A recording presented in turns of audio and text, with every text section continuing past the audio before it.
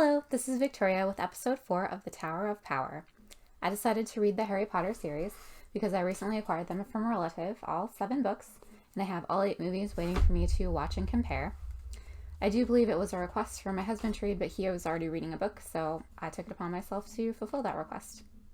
Basically, I'm just going to describe what happens in the book, as well as my thoughts and feelings on the plot, characters, and where the book is going from here. So to start, Chapter 1. The Boy Who Lived. We get to meet his relatives, the Dursleys. His uncle seems gruff and kind of dumb. His aunt is very gossipy, and they're just horrible, negative people. And his cousin is just the worst. He's only 1, but you can tell that he's just an awful person. And it starts off explaining how his uncle is kind of noticing weird things going on around the town. Like there's owls out in the daytime in troves, and there's fireworks at unauthorized times. And there's also a bunch of cloaked people walking around, which is very bizarre because he's like vanilla. They have nothing weird or unusual out of the ordinary happening ever. And he also overhears some people talking about the Potters, Harry in particular, but he just kind of blows it off because why would something happen with his nephew? And he wasn't even sure if that was his nephew's name.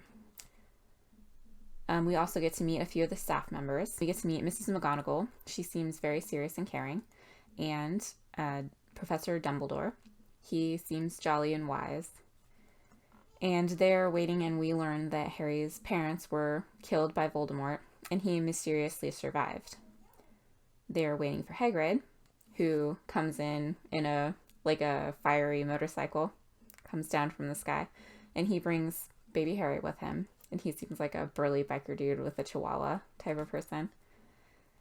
And they're all really sad to leave him with the wretched muggles, but Dumbledore explains that it's going to be better for him because he'll be famous and won't really know what to do with that as an orphan in the wizard world.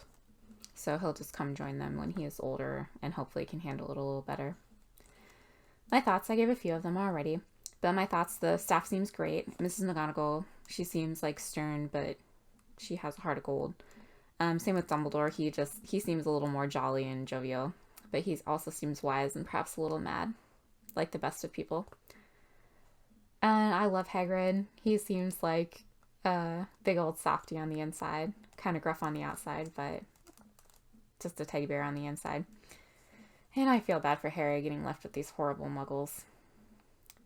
And my thoughts on how he survived was that either he had some like extreme dormant power that protected him, or maybe he was bonded with Voldemort, although I think that he is now because he has the scar left by him.